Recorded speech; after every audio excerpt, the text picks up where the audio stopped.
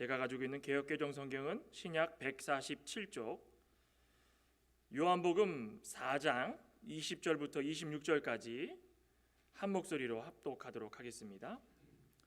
우리 조상들은 이 산에서 예배하였는데 당신들의 말은 예배할 곳이 예루살렘에 있다 하더이다. 예수께서 이르시되 여자여 내 말을 믿으라. 이 산에서도 말고 예루살렘에서도 말고 너희가 아버지께 예배할 때가 이르리라. 너희는 알지 못하는 것을 예배하고 우리는 아는 것을 예배하노니 이는 구원이 유대인에게서 남이라. 아버지께 참되게 예배하는 자들은 영과 진리로 예배할 때가 오나니 곧 이때라. 아버지께서는 자기에게 이렇게 예배하는 자들을 찾으시느니라. 하나님은 영이시니 예배하는 자가 영과 진리로 예배할지니라. 여자가 이르되 메시아 곧 그리스도라는 이가 오실 줄을 내가 아노니 그가 오시면 모든 것을 우리에게 알려주시리이다.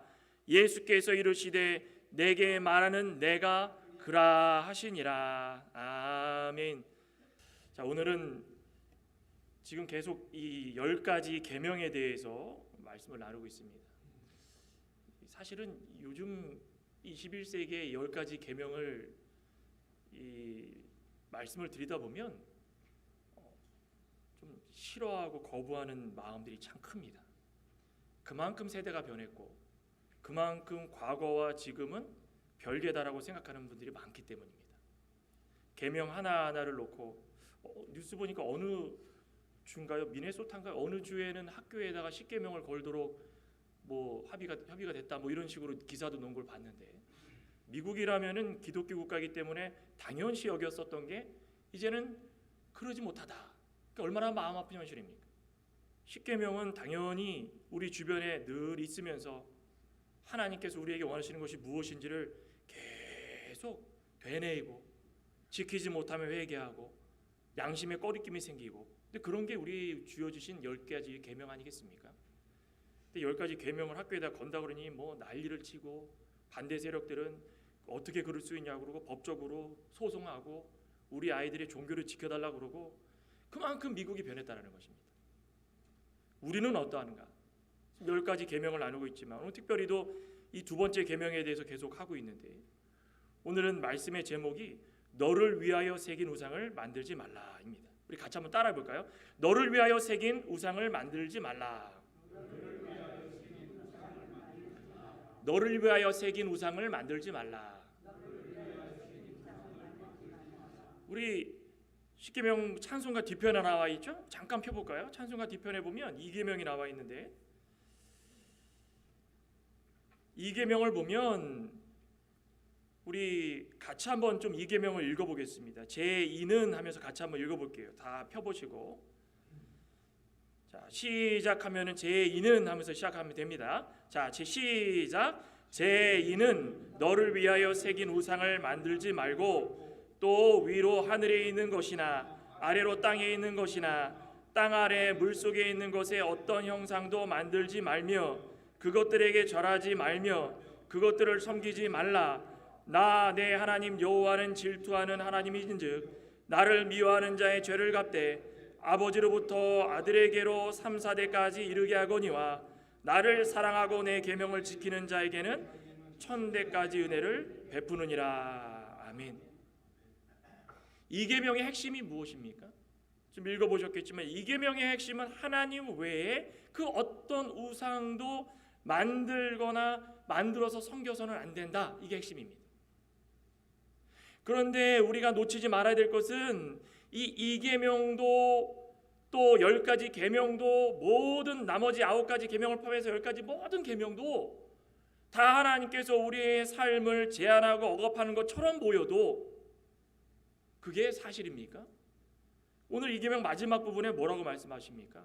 이 계명을 지키는 자들에게는 1000대까지 단 한 대 걸러서 복을 주는 게 아니라 1000대까지라는 말씀은 무엇입니까? 영원토록 이 계명을 지키는 모든 자들에게 은혜를 주신다는 겁니다.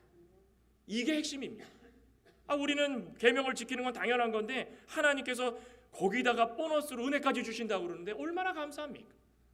그러니 계명을 지키는 모든 자들에게는 하나님 왜 우리를 억압합니까? 왜 하나님 우리를 못 살게 구십니까? 라는 것이 아니라 당연히 지킬 거를 지켰는데도 불구하고 하나님께서 1000대까지 은혜를 주시는구나, 이거를 바라보면서 기쁨으로 계명을 철저하게 지키며 나가야 된다는 것입니다. 오늘 이 계명도 은혜를 바라면서 하나님께서 주신 방법대로 예배하고 하나님께서 주신 방법대로 섬기고 그 어떤 것도 더하거나 빼서도 안 되고 하나님께서 우리에게 주신 올바른 섬김의 방법이 무엇인지를 깨달았다면 그대로 지켜나가는 것, 거기에 은혜가 있다는 것입니다. 오늘 본문에도 누가 등장합니까? 우리 잘 알고 있는 사마리아 여인이 등장합니다. 멸시받고 천대받고 과거에 부정하게 여겼던 그 사마리아 여인, 그 여인이 예수님을 만나가지고 올바른 예배의 장소에 대해서 말씀을 듣습니다. 사마리아 여인도 그렇고 유대인들도 그렇고 장소에 연연하면서 하나님을 섬기는 방법에 대해서 잘못 알고 있었는데 예수님께서 이 사마리아 여인을 향하여서 전인격적으로 가지고 있는 우리의 모든 지식과 감정과 행함을 통하여 가지고 하나님께 드릴 때 하나님께서 기뻐 받아 주실 것이다. 그러니 계명을 지키는 것에 대해서 너희들이 어떻게 이해를 하고 어떻게 지켜나가야 되는 것을 좀 잘 좀 봤으면 좋겠다. 사마리아 여인을 향하여서 예수님께서 하시고 계시는 말씀입니다. 그러면은 예수님께서 원하시는 것이 무엇인가? 한번 말씀을 통해서 한번 볼까요? 첫째는 예배의 대상과 그 본질이 중요하다는 것입니다. 예배의 대상과 그 본질이 중요하다. 오늘 본문 한번 볼까요? 20절. 우리 조상들은 이 산에서 예배하였는데 당신들의 말은 예배할 곳이 예루살렘에 있다 하더이다. 예수께서 이르시되 여자여 내 말을 믿으라. 이 산에서도 말고 예루살렘에서도 말고 너희가 아버지께 예배할 때가 이르리라. 우리 조상들은 북이스라엘입니다. 당신의 말은 남유다입니다. 북이스라엘과 남유다 사이에 예배 장소에 관한 문제가 그 당시에는 있었다는 것입니다. 과거로 올라가다 보면 언제부터 그랬을까요? 남유다와 북이스라엘로 나뉘는 이 분단 국가가 되었을 때부터 시작입니다. 그 전에는 다윗과 솔로몬에 의하여 가지고 하나님 말씀 잘 섬기면서 성전 중심으로 잘 섬기며 살았습니다. 그런데 분단이 되고 북이스라엘의 일대 왕이 누굽니까? 북이스라엘 일대 왕이 누굽니까? 여로보암. 여로보암이 자기 마음대로, 성경에 그대로 써 있습니다. 자기 마음대로 베델과 단이라는 곳에다가 금송아지를 만들어 놓고 신상을 섬기는 신당을 만들어 놓고 자기 마음대로 하나님께서 정해주신 레위 지파가 아닌 일반 사람들을 제사장으로 삼아가지고 신당을 지키게 하고 신당을 통해 가지고 거기서 말씀을 나누는데 제사를 드리는데 그 제사장들 일반인 제사장들을 통하여 가지고 분향하도록 허락하고, 말이 됩니까? 원인은 자기 마음대로였다. 자기 마음대로라는 게 무슨 뜻입니까? 남이 말 듣지 않고 내 기분과 내 생각에 적합한가? 부합되는가? 내가 원하는 것이 이것이 맞는가? 그러면 그 뜻대로 이루려고 고집부려서 행하는 것이 자기 마음대로 한다는 것입니다. 북이스라엘은 아수르에게 멸망당하고 남유다는 바벨론에게 포로 잡혀가고 있을 수 없는 과거가 그들에게 펼쳐졌습니다.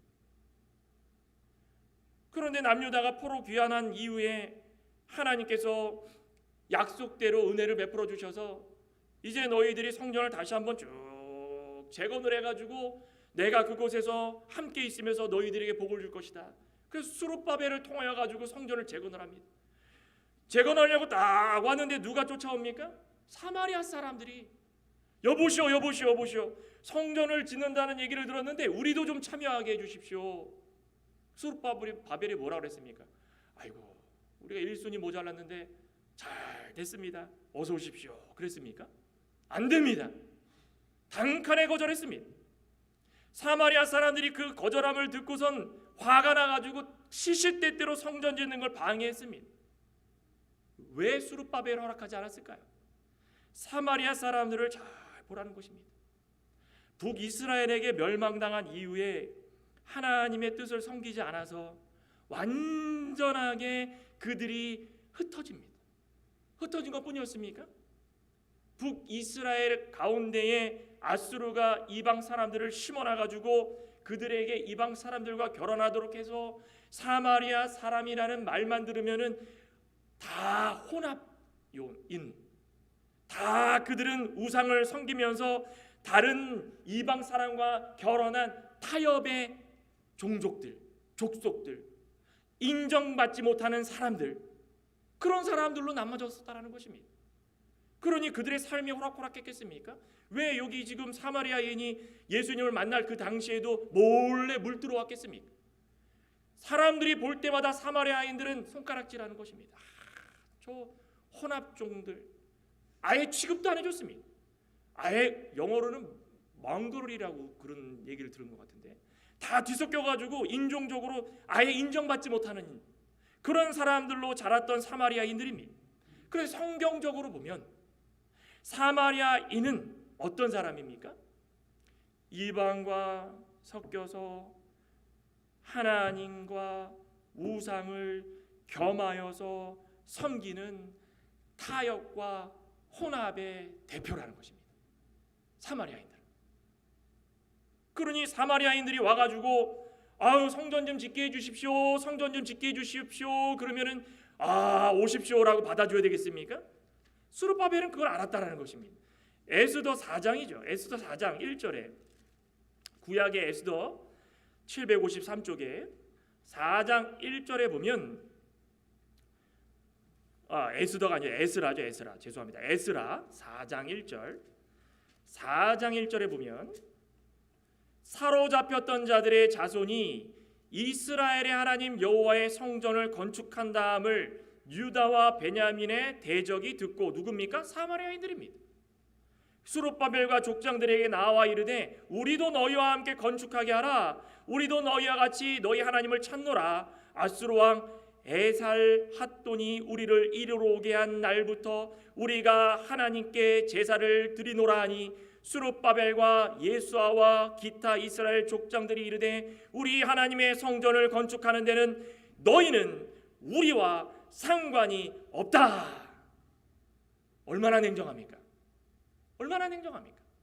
지금 그들이 알기로는 아수르 왕 에살핫돈이 어떻게 했습니까? 민족 말살 정책을 펴가지고 사마리아 땅에 순수 혈통의 북이스라엘 백성들은 다 없어지도록 이방의 신들을 갖다가 풀고 이방 사람들 갖다가 결혼시키고, 그러면서 하나님 섬길 거냐? 좋다, 섬겨라. 대신에 하나님도 섬기고 우리 신도 섬겨라.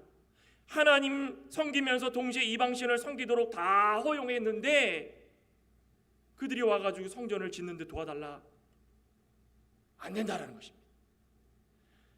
여로보암처럼 자기 마음대로 더하고 빼고 인위적으로 섬기고 섬기지 않고 하다가 어느 순간 하나님이 복 주려고 남유다 사람들을 다 복귀시켜가지고 성전을 짓게 하는데 쪼르르 와가지고 우리도 복받게 해달라고, 과거에 자기네들이 섬겼던 방식과 자기네들이 생활 습관이나 지금까지 행했던 모든 것들은 다 자기들이 욕심대로 자기 마음대로 행했는데 쪼르르 와가지고 그거는 옛날이고 복받는 거는 복받아야 되지 않겠습니까? 어떻게 생각하십니까? 오늘날의 예배의 모습도 참 많이 변했습니다. 예배의 모습도 자기 마음대로 더하고 빼서 인위적인 방법대로 예배에 참여하려고 하는 사람들이 참 많다는 것입니다.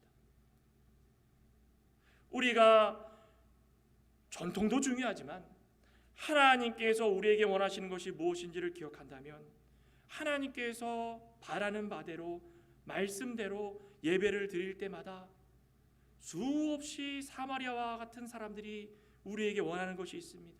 우리도 좀 참여 좀 하게 달라. 그럴 때마다 어떻게 합니까?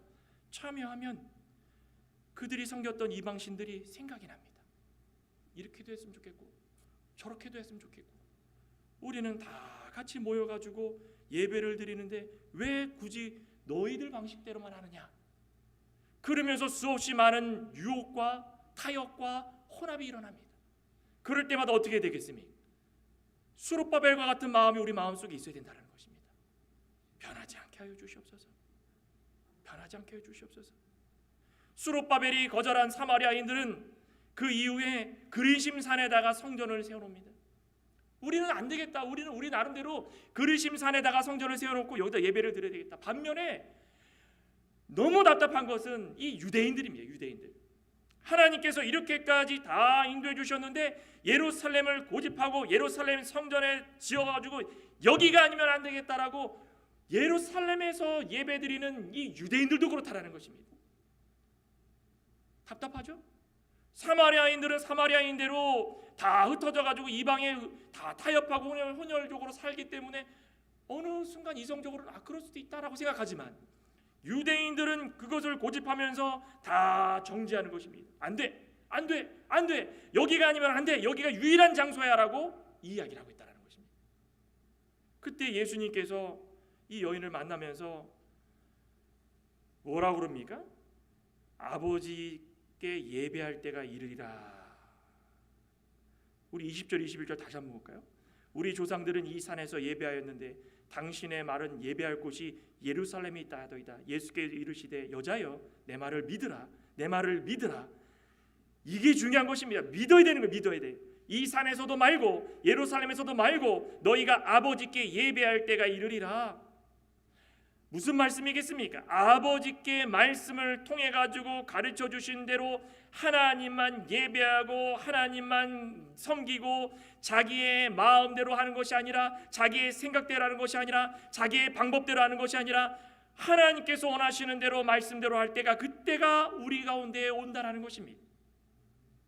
어떠한 형상도 만들지 말고 어떠한 것도 변화시키지 말고 하나님께서 원하시는 말씀대로 하되 자기의 생각대로 어떤 것을 고안해가지고 임의로 덧붙여서 예배를 훼손하는 일은 없어야 된다는 것을 예수님께서 말씀하고 있다는 것입니다. 이런 말씀을 들으면 오늘날은 어떤 생각 드십니까? 꼰대다. 그죠? 그런 생각하십니다. 그 자체부터 지금 변화가 있어야 되는 것입니다. 우리가 언제부터 이런 생각을 가지고 있었는가?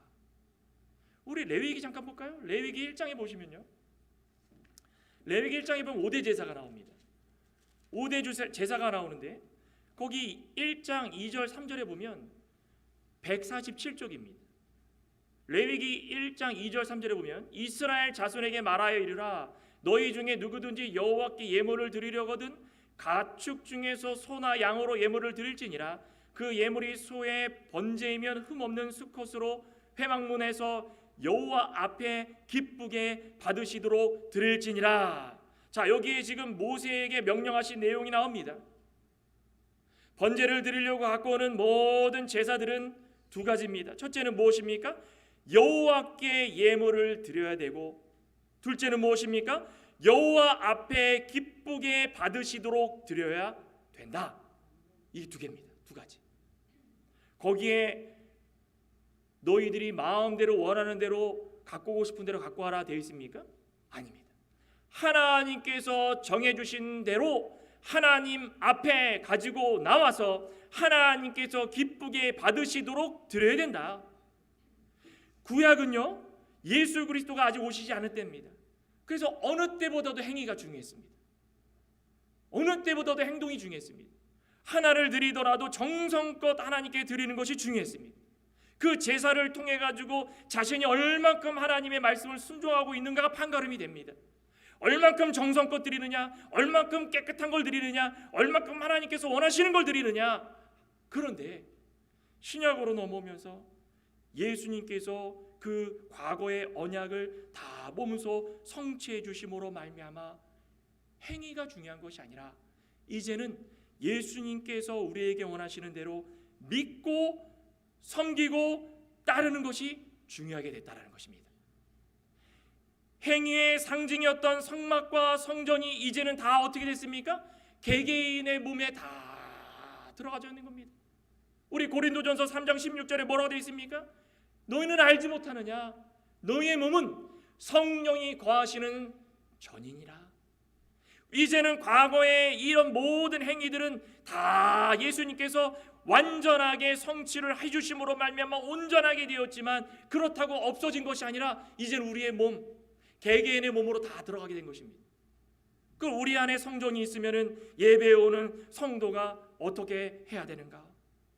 먼저는 우리의 예배를 하나님께만 드려야 된다라고 생각하고 와야 되고, 하나님께 드릴 때에 하나님 앞에서 하나님이 기쁘시게 하는 예배를 온전히 드릴 때에 그것이 온전한 예배다라는 것입니다.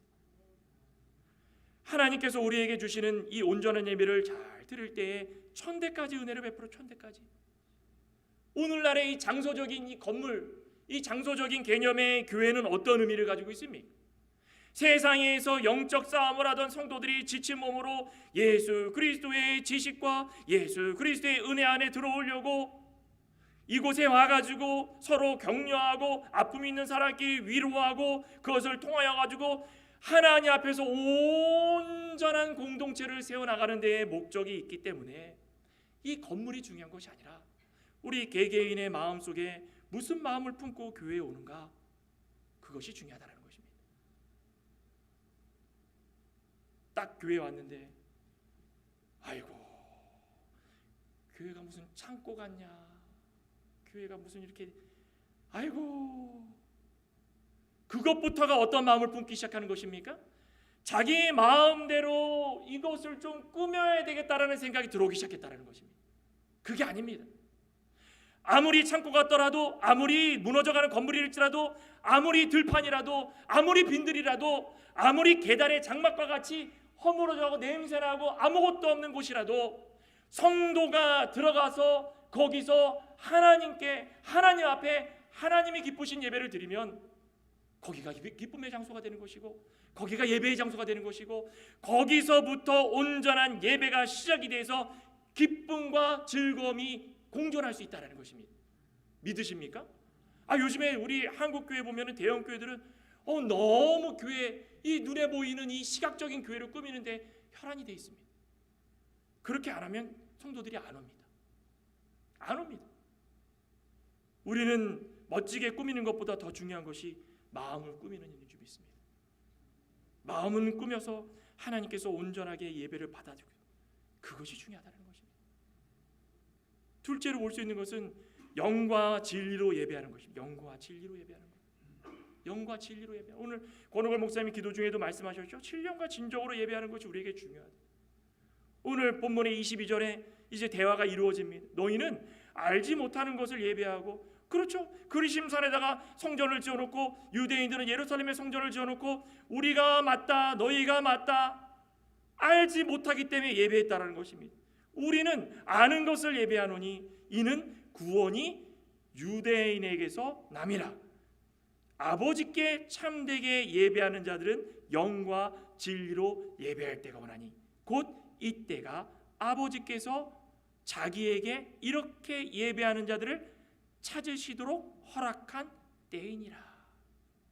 유대인에게 낫다라는 것은 유대인 가운데 예수님께서 이 세상에 태어나셔가지고 예수 그리스도로 말미암아 온전케 된 예배가 이루어질 수 있음을 선포하고 있다는 것입니다.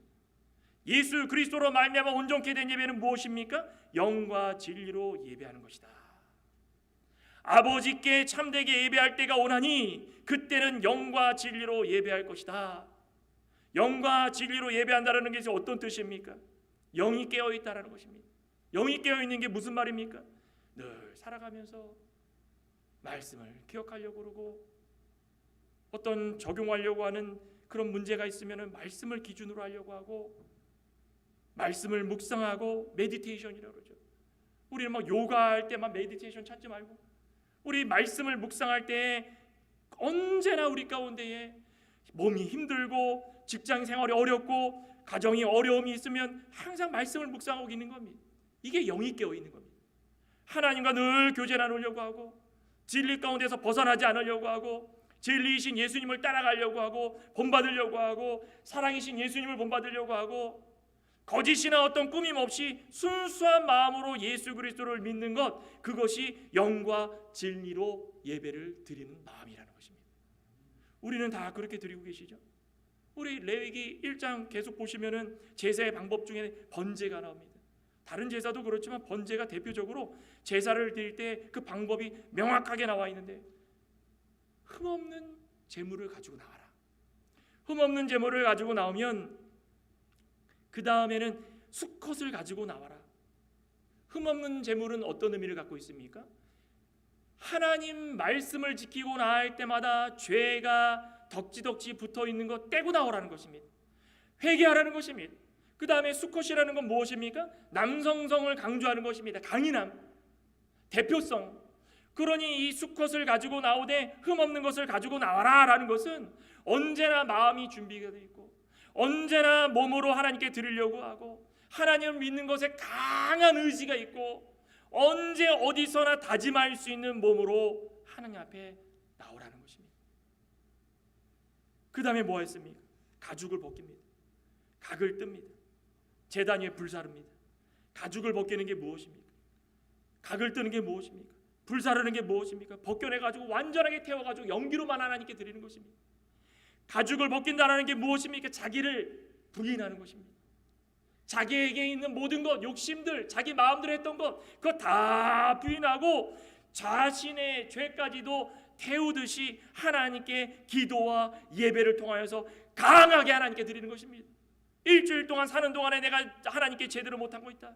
그러면 기도와 찬양과 말씀을 통하여서 우리의 모든 것을 드리는 것입니다. 조금이라도 남기지 말고 하나님을 드리는 것입니다. 하나님 중심으로 모든 것을 드리는 것입니다.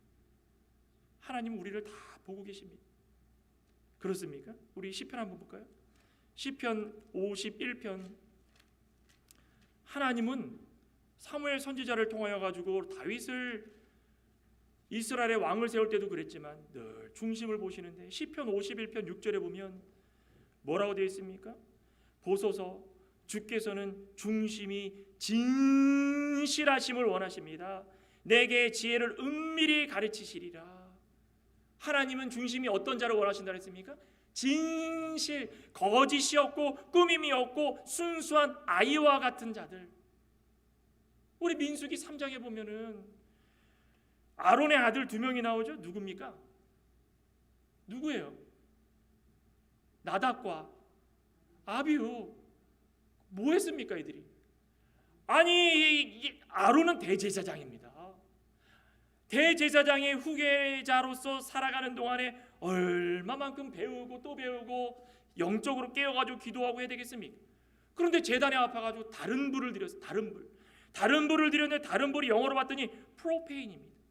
거만한 거, 교만한 거, 마음에 교만하고 자기의 유익을 추구하려고 하는 마음이고, 세상적으로는 어떤 마음입니까? 간음하는 마음이. 간음하는 마음이 무엇입니까? 자기의 아내가 있는데 다른 여인을 마음속에 두고, 자기의 남편이 있는데 다른 남편을 마음에 두고, 자기 남편 외에 하나님 외에 간음하는 마음이라는 것입니다. 우리가 예배를 나올 때에 다른 분을 가지고 나답과 아비후처럼 자기의 유익을 추구하면서 하나님을 모독하는 행위를 하지 말라는 것입니다. 우리 저와 여러분들은 예배를 정성껏 잘 준비하고 계십니까? 영과 진리로 예배에 참여하십니까? 저는 알지 못합니다. 하지만 하나님은 알고 계십니다. 아까도 말씀드렸듯이 요즘은 말씀이 선포되는 이 강단이 우상화됩니다. 목사가 우상화됩니다. 대형교회 1000, 2000, 만 되면은 그 다음서 목사가 신입니다. 그렇죠? 목사님이 들어오면은 멀리 길거리 몇백 미터부터 무전으로 연락해가지고 우리 목사님 들어오시니까 길 트십시오. 들어보셨습니까? 목사가 우상이 되니까 강단은 다 어떻게 됩니까? 멋있는 크리스탈로 다 해가지고 눈에 볼 때 멋있다. 하나님께서 원하시는 것이 무엇인지를 잘 생각해 봐야 되는데, 이제는 다 변한 것입니다. 다 변했습니다. 하나님께서 원하시는 것은 어떤 것인지를 알아야 되는데 그걸 바라보지 못하고 이제는 눈에 보이는 것들, 눈에 띄는 것들, 그거 좋다 하다 보니까 진정으로 원하는 것이 무엇인지를 잊어버린다는 것입니다. 악기와 찬양이 앞설 때가 많습니다. 없애라는 거 아닙니다. 하나님보다 앞서면 우리 오늘 찬양도 하지 않습니까? 뭐든지 간에 하나님보다 앞서기 때문에 문제라는 것입니다. 앞서기 때문에. 양심의 손으로 한번 생각해 보시기 바랍니다. 마음의 영과 진리로 준비하고 있는가? 하나님보다 앞선 것이 없지 않는가? 있지 않은가? 우리가 예배로 올 때 찬양과 말씀과 친교를 통해 가지고 하나님을 기쁘게 해달라고 오는가? 아니면은 말씀과 친교를 통해서 내가 기쁘려고 오는가? 오늘 친교가 누군가 안지 입사님이라고 했는데 안지 입사님이 무슨 반찬을 왔는가? 가가지고 이거 먹어야 되겠다. 예배 시간에 그거 생각하고 있는가? 그렇습니까? 아니면 예배 중간에 요즘에 드라마가 재밌는 게 많은데 어느 드라마라 보더니 뭐 김수현이 나오고 뭐 요즘 또 누구죠? 그 차은우가 나오고 막 드라마를 잘 보고 왔는데 예배를 드리려고 고개를 딱 들었더니 강대상에 저 목사님 왜 저렇게 생겼지? 이렇게 비교하고 다니면 이 예배가 되겠습니까? 일주일 동안에 모든 머리에 다 입력해야 되어 있는 거 그건데 예배를 오니까는 온통 머릿속에 그것만 생각합니다. 그럼 고개를 들고 숙일 때마다 우리가 알고 있는 하나님은 잊어버리고 자기의 마음대로 한 시간만 때우면 되겠지라고 생각할 때가 많습니다. 정말 죄송합니다. 제가 이런 말씀 드리는 것도 너무 죄송합니다. 근데 변해도 너무 변할 때가 많다는 것입니다. 해결하고 짚고 넘어갈 때는 있어야 된다는 것입니다. 이거 해결하지 못하면 안 된다는 것입니다. 앉으셔가지고 직장 문제 해결하지 못한 거 생각하고 계십니까? 가정에 직장에 문제가 있는 거 그거 생각하고 계십니까? 몸은 여기 와 있지만 머리와 마음은 딴 데가 있어가지고 전국 세계 방방곳곳에 다 돌아다니면서 상관할 거 다 상관하고 입술로는 찬양을 하는데 진정으로 하나님을 생각하지 못할 때가 있습니까? 하나님보다 더 사랑하고 하나님보다 더 앞서면 그게 우상입니다. 그게 우상입니다. 저 여러분들은 하나님 외에 다른 우상을 섬기지 않길 소망합니다. 젊은 목사가 너무한 거 아닙니까? 라고 생각하지 마시기 바랍니다. 저도 한 번쯤은 제가 그때 얘기하지 않았습니까? 어떤 목사님 교회에서는 10계명 설교하다가 싸웠답니다. 전 싸우기 싫습니다. 그런데 하고 싶은 건 분명하게 하나님 말씀은 전해야 되는 것입니다. 그거 기억하시기 바랍니다. 누구에게 무엇을 하지 마라 해라 그것이 아니라 우리는 하나님 말씀을 마음과 뜻과 정성을 다해 가지고 지키기를 소망하는 마음이 있으면 그것에 대해서 아멘 하고 받아주면 되는 것입니다. 우리가 예배로 올 때마다 머릿속에 마음속에 어떤 생각을 품고 오는가가 중요하다는 것입니다. 마지막으로 결론적으로 이렇게 말씀합니다. 예수님은 참 하나님이심을 믿고 예배해야 된다. 우리 25절 26절에 여자가 이르되 메시아 곧 그리스도라는 이가 오실 줄을 내가 아노니 그가 오시면 모든 것을 우리에게 알려주시리이다. 예수께서 이르시되 내게 말하는 내가 그라. 사마리아 여인도 메시아를 대망했습니다. 바라보고 있었습니다. 얼마나 안타깝겠습니까? 유대인들도 마찬가지입니다. 그 메시아가 오시면 모든 것을 다 해주고 모든 것을 해결해주고 그렇게 되면은 다 우리는 잘 먹고 잘 살 것입니다 라고 믿고는 있지만 정작 예수님을 앞에 두고 메시아인 것을 알지 못했다는 것입니다. 신명기 18장 15절에도 그렇습니다. 이제 유대인들에게 다 선포된 말씀 가운데 중보자 그 당시에는 모세였지만 모세를 통해 가지고 말씀해 달라고 할 때에 이스라엘 백성들이 다 이제는 그 말씀대로 이제 오실 예수 그리스도를 바라보며 모세와 같은 선지자가 우리 가운데 올 것인데 그 선지자가 오게 되면 이제 모든 약속이 이루어질 것이다. 다 믿고 지금까지 살았다라는 것입니다. 지금까지 3500년 얼마나 대단한 믿음입니까? 그런 믿음이 있으면은 하나님께서 예수님을 이 땅에 보내주어 예수님께서 십자가당에 달려 죽으셨을 때 그 예수님을 믿으면 얼마나 감사하겠습니까? 끝까지 믿지 않았습니다. 사마리아 여인은 메시아적 사명을 이룰 만큼 그렇게 영적으로 뛰어지지 못했습니다. 막연하게 기다렸던 것입니다. 오늘날 우리가 예배를 왜 드립니까? 예배를 왜 드립니까? 오늘 여기도 26절에 내게 말하는 내가 그라. 우리가 예배를 왜 드립니까? 바리새인과 같이 서기관과 같이 예수님을 부정하는 그런 모든 사람들은 예루살렘 성전에 지어놓고 이 예수님을 섬기겠다, 그 메시아를 섬기겠다 하지만 정작 예수님이 왔을 때에 그것을 부정하고 죽이는 자리에까지 갔던 그런 어리석은 자들처럼 형식적이고 아무 뜻 없는 예배를 통하여서 우리가 인정받고 복 받으려고 하는 것은 아닌가? 아니면 정말 우리가 힘들더라도 주일을 예배에 참여하여서 흠없고 가져온 재물을 다 껍데기를 벗겨내고 각을 뜨고 완전하게 하나님께 불살라가지고 드릴 때에 하나님께 그 향기가 쫙 받아 올라가면 하나님께서 그 향기를 흠양해 주시고, 야, 창광교회 누구 집사님 예배를 드리는데, 야, 그 심령이, 그 마음이 정말 진리를 깨닫는 마음이구나, 정말 예수 그리스도를 믿는 마음이구나, 예수님을 참 하나님으로 믿는 예배를 드리는구나. 비록 세상적으로 인정받지 못한 예수 그리스도지만 우리의 구원자로 믿을 때에 그 가운데 복이 있다라는 것을 아는 자, 그런 자가 되기를 소망했다라는 것입니다. 사모하는 마음이 있길 소망합니다. 우리 마지막으로 시편 119편 한번 읽고 마치도록 합니다. 시편 119편 131절, 시편 119편 131절, 구약 895쪽 131절에 이렇게 말씀을 합니다. 내가 주의 계명들을 사모함으로 내가 입을 열고 헐떡였나이다. 174절, 여호와여 내가 주의 구원을 사모하였으니 주의 율법을 즐거워하였나이다. 헐떡인다는 건 어떤 표현입니까?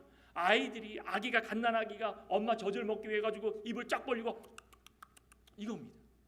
우리가 하나님을 위하여 가지고 예배를 드리오는 우리 마음이 어떠한가? 와가지고 기도하고 찬양하고 경배하는 마음이 어떠한가? 아예 악기가 없으면 어떻습니까? 아예 음치면 어떻습니까? 아무것도 없으면 어떻습니까? 헐떡이는 마음으로 오면 찬양을 드릴 때마다 얼마나 크게 드리려고, 하나님 들으십시오, 아이고 하나님 드리는데 나 행한 거 죄뿐이니, 이거 뭐 음도 없어도 그냥 크게 불러가지고 하나님 들으시라고, 나 행한 거 죄뿐이니 주 예수께 비웃기는 음이 없어도 하나님은 잘 들으시면서, 우리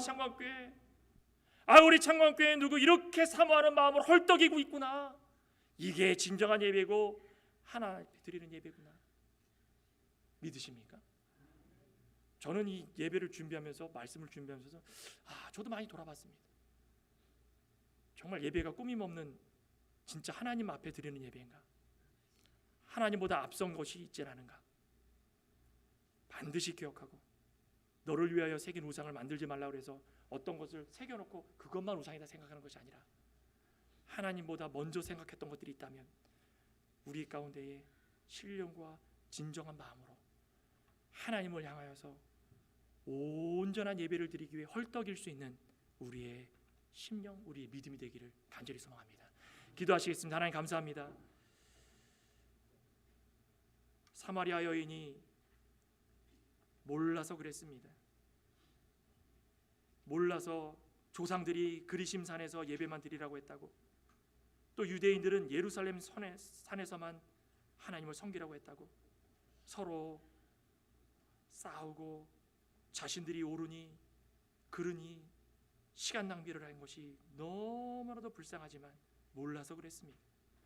몰라서 그랬다면 이제는 예수님을 만나고 발견하고 알았으니까 하나님 외에 그 어떤 것도 대체할 수 없고, 하나님 외에 그 어떤 것도 기쁨을 줄 수 없는 것을 깨달아서 온전히 우리의 마음을 하나님 앞에 나와서 하나님을 기쁘게 해드리는 데에 정성껏 쏟아 부을 수 있는 귀하고 복된 예배가 온전한 예배인 것을 다시 한번 말씀을 통해서 깨달았습니다. 우리도 일주일에 단 한 번, 단 한 시간 와서 예배를 드리지만 얼만큼 신령과 진정으로 하나님만 생각하고 예배를 드리는지 말씀을 통해서 다시 한번 되돌아보고 깨달을 수 있는 저희의 심령이 되게 해주시옵소서. 예수님의 이름으로 기도드리옵나이다.